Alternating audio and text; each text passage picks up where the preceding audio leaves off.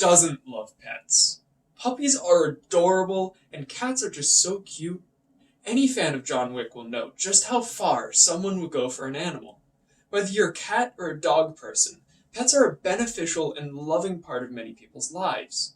Several studies show that owning pets helps humans with their mental and physical health, and you can't tell me that you haven't enjoyed being around pets, whether they are owned by you or not. Unfortunately, humans aren't always good to their domesticated animals, and often neglect them. According to an article entitled Puppy Mills from the Humane Society of the United States, the U.S. contains more than 190,000 dogs kept in negligent conditions for breeding purposes. The young animals that these practices produce are often prematurely stripped from their parents and sold at a more profitable age to unvetted and potentially abusive customers. In 2013, Kaylee Berger wrote Solving the Problem of Puppy Mills for the Washington University Journal of Law, and said that there were not enough federal inspectors for breeding facilities. This lack of inspectors means that even if a facility is inspected, violations are often not enforced. I constantly begged for my parents for a pet as a child, and when they finally agreed, I excitedly researched all my local breeders. When I found out about some of their practices, I was truly horrified. Animals can be a very fulfilling part of our lives, but we can easily devastate their lives from the onset with faulty and unlicensed breeding practices that lead to overpopulation. Millions of pets live amazing lives with their owners, but they have been overbred, which means that millions of other dogs live miserable lives as strays. The Humane Society reported receiving an average of 6 to 8 million stray dogs and cats in their shelters each year, in an article entitled Pets by the Numbers from 2020. There have been many attempts to regulate the breeding practices that have led to this problem, but few have been enforced. According to a 2017 article in Rolling Stone magazine by Paul Solotaroff, entitled The Dog Factory, Inside the Sickening World of Puppy Mills, the USDA decided to make federal licensing mandatory for online pet sellers. This would mean that facilities would be inspected annually and would have to abide by standard of care rules. Because of the abundance of online sellers, the department expected thousands of breeders to comply with the law, but to this day, less than 300 have. These unregulated breeding practices lead to overpopulation of pets, which has left many of them without a home.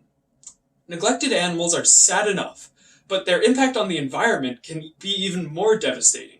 According to the American Bird Conservatory in 2020, stray cats have driven as many as 63 species of wild birds to extinction. Humanity hasn't been ensuring the safety of our best friends and have been enabling their abuse by allowing the pet population to rise uncontrollably. These problems can be dramatically lessened if stricter laws on breeding were both enacted and enforced. The WOOF Act and the Puppy Protection Act are pieces of legislation that would require licensing for pet breeders and would set up the structures needed to enforce existing legislation. If these laws are passed, the breeders that overproduce animals or abuse them would be subject to federal inspection and would likely have legal ramifications. The stray problem could also be fixed if people were responsible when picking out their own pets. If people didn't purchase puppies that came from abusive breeders, those abusive breeders would go out of business. People can also save a life by adopting rescued animals, which gives stray pets a chance at happiness. This new legislation would cut off the source of the stray pet problem, and ethical pet selection would directly combat the problem of currently stray animals. If these practices were adopted, shelters would be able to gradually decrease the stray population in the US, hopefully down to zero. Humans claim that we are the most compassionate animals on Earth, but we have been overbreeding animals in factory-like conditions with no regulatory legislation. Our societal greed is to blame for the massive population of neglected animals around the world.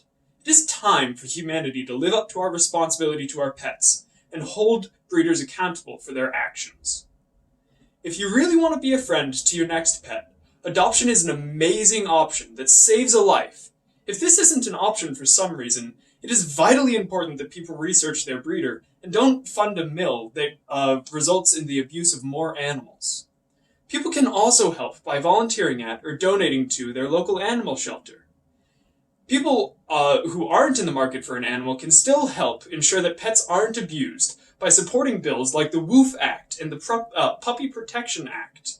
Emailing or calling your congresspeople about these bills will let them know that the public wants to protect its animals. It is time for us to step up as a society and treat our pets as well as they have treated us.